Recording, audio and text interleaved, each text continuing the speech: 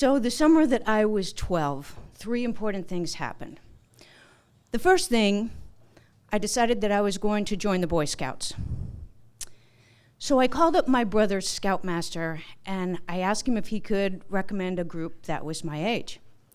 There was this long pause on the end of the phone, and he said, finally, well, I don't know if girls can join the Boy Scouts, but I'll make some calls and find out, and I'll get back to you.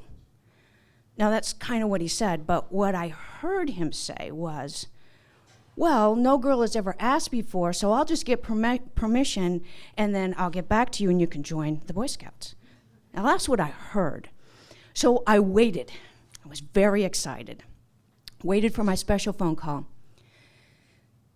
That was the first thing that happened. The second thing that happened was the old red dog.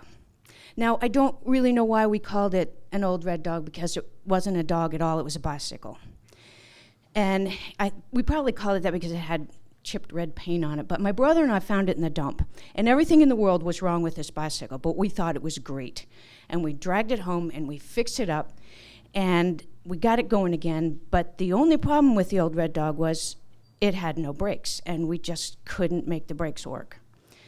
But in the words of my brother, why do we need brakes when all we really want to do is go as fast as we can? So, in the mind of my 12-year-old self, I thought that made perfect sense. We didn't worry about the brakes. The third thing that happened that summer was Ricky Ruffino. Now, Ricky Ruffino was kind of like the neighborhood bully. And Ricky could just pester you and pester you and pester you until you had to break his arm. Which is what my brother and I did. And consequently, his mother never did like us after that.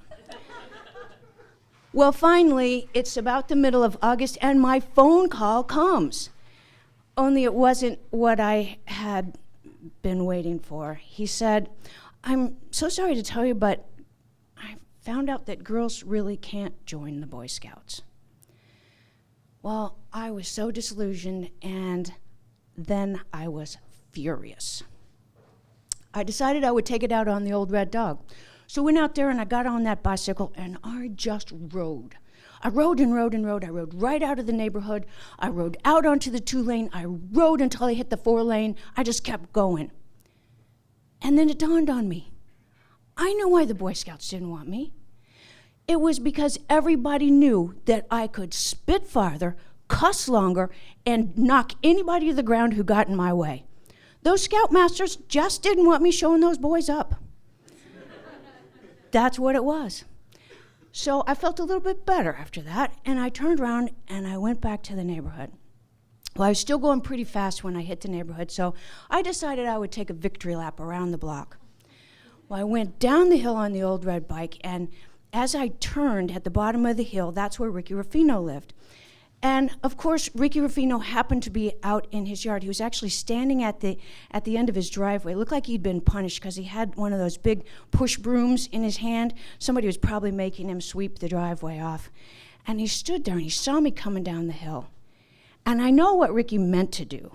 He meant to throw that broom, handle end first, out into the road so that I would have to swerve around it. But that's not what happened. He threw that broom out there, and he got lucky. It went right in between the spokes of my front tire. And of course, I couldn't turn. I went right up onto the curb, went through his front yard, and was headed to his side yard when I hit this little dip in the yard. The old red dog went one way, and I went the other way, and I just flattened a big old giant azalea bush. Well, I came up out of that bush, and I was kind of poked with branches and scratched, and I had a gash on my chin. I still have the scar from it. But the worst thing about it was I really thought I broke my leg. My leg was just killing me. I could barely stand up on it.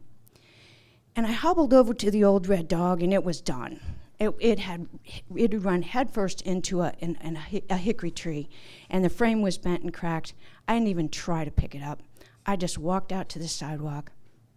I was kind of hobbling along pretty slowly, and out of my peripheral hearing, I heard Ricky's mom. She was over there fussing about her darn azalea bush.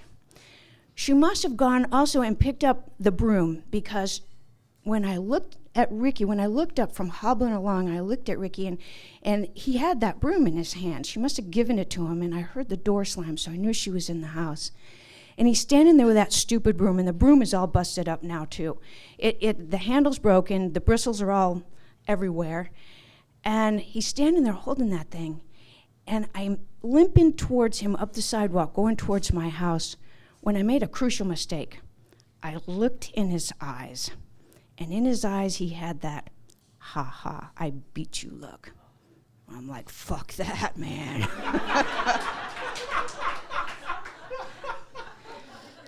So I walked over to Ricky, and I stood there, and I said, you know what, Ricky?